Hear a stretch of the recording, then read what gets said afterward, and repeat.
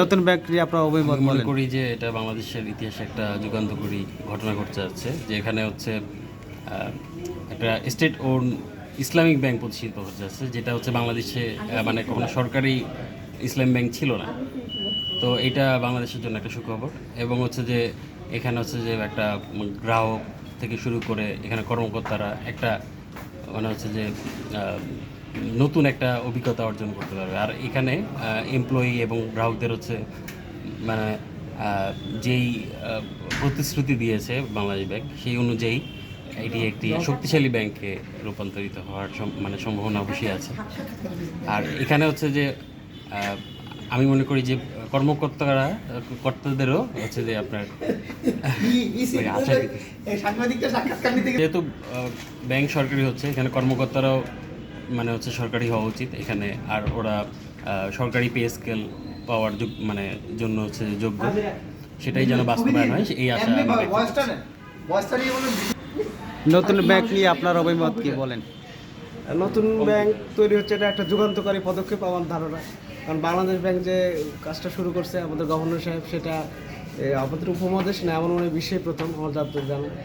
তো এই কাজটাকে আমরা সাধুবাদ জানাই, এবং আমাদের মনে হয় যে এটা গ্রাহক 75 লক্ষ গ্রাহক এবং আমাদের যারা কর্মচারী আছে কর্মকর্তা সবার জন্য এটা স্বস্তির খবর।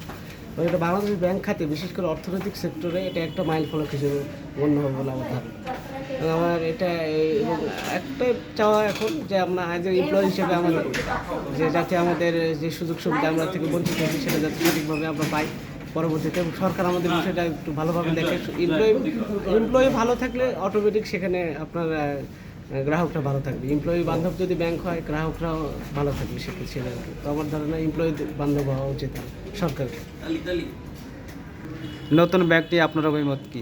নতুন ব্যাংক নিয়ে আমি যেটা বলতে চাচ্ছি, বাংলাদেশে কোনো সরকারি ইসলামী ব্যাংক ছিল না, এটার একটা সরকারি ইসলামী ব্যাংক হয়েছে। এটা একটা সময়ের দাবি ছিল, এবং সরকার এখানে আমি মনে করি যথাসম্ভব সাজ্জাক ওই জায়গায় আবার শুরু করবো নাকি? না, কিন্তু বলেন। আচ্ছা, বাংলাদেশে কোনো সরকারি ইসলামী ব্যাংক ছিল না, তো এখন এখানে একটা সরকারি ইসলামী ব্যাংক প্রতিষ্ঠিত হয়েছে। এটা একটা সময়ের দাবি ছিল আমি বলবো। এখন গভর্নরের একটা কথা আমি বলবো যে ওনার আমাদেরকে ফিউচারে, যেহেতু এটা সরকারি ইসলামী ব্যাংক করেছে, তো আমাদেরকেও সরকারি ব্যাংকের কর্মকর্তা সুযোগ সুবিধাগুলো আমরা চাচ্ছি। এই আশাবাদ ব্যক্ত করে আমি গভর্নরের কাছে আমার এই বক্তব্যটা পেশ করতে চাচ্ছি। নতুন ব্যাংক নিয়ে আপনার ভাবনা আমরা শুনতে চাই। আসসালামু আলাইকুম, বিসমিল্লাহ, আসসালাতু ওয়াসসালামু আলা রাসূলিল্লাহ। আসলে আমরা সকলে অবগত আছি যে গত আওয়ামী শাসন আমলে আমাদের ব্যাংকিং সেক্টর অলমোস্ট ধ্বংসের মুখোমুখি হয়েছে। বিশেষ করে ইসলামিক ব্যাংক যেগুলো আছে, ওই ব্যাংকগুলোর অবস্থা খুবই খারাপ হয়ে গিয়েছিল। তো ওই অবস্থা থেকে উত্তরণের জন্য বর্তমান যে অন্তর্বর্তীকালীন সরকার, তারা একটা ভালো উদ্যোগ নিয়েছে যে দুর্বল ব্যাংক যেগুলো, তাদের অ্যাসেট লাইবিলিটি অ্যাসেস করে, তাদের যে ব্যাড লোনগুলো অ্যাসেস করে, আর এই ব্যাংকগুলোকে তারা একসাথে করে একটা নতুন একটা ব্যাংক গঠনের জন্য তারা চেষ্টা করছে। তো এই জন্য তারা একটা রেজলিউশন পাস করছে, ব্যাংক রেজলিউশন অ্যাক্ট 2025। ওটার আলোকে ধীরে ধীরে নিয়ে একটা নির্দিষ্ট সময়ের মাধ্যমে আপাতত 5টা ইসলামিক ব্যাংকে তারা একসাথে করতেছে, যেটার নাম হলো সম্মিলিত ইসলামী ব্যাংক। তো এর মাধ্যমে, এই ব্যাংক গঠনের মাধ্যমে বেসিক্যালি প্রথম যেটা হলো, গ্রাহক যারা আমানত রেখেছে এই ব্যাংকে, তাদের যে টাকা পাওয়া না পাওয়ার ব্যাপারে অনিশ্চয়তা, এই অনিশ্চয়তাটা দূরীভূত হয়েছে প্রথম। 2 হলো, এটা বাংলাদেশে আগে কখনো কোনো ইসলামিক ব্যাংক ছিল না। বাংলাদেশ একটি মুসলিম প্রধান দেশ, এদেশে সরকারি ইসলামী ব্যাংক খুবই দরকার ছিল। এই প্রক্রিয়ার মাধ্যমে আমরা একটা সরকারি মালিকানাধীন ইসলামিক ব্যাংক পেলাম, যেটা খুবই দরকার ছিল।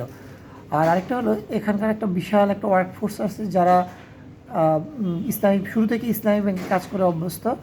তো ওদের ইসলামিক ব্যাংকিংয়ের উপরে অনেক নলেজ আছে। এদিকে আমরা যদি ট্রেন আপ করে, গভর্নমেন্ট যদি ট্রেন আপ করে নতুন ব্যাংকের মধ্যে ওনাদেরকে আরও ওনাদের থেকে ভালো ফ্রুটফুল রেজাল্ট আদায় করে নিতে পারবে।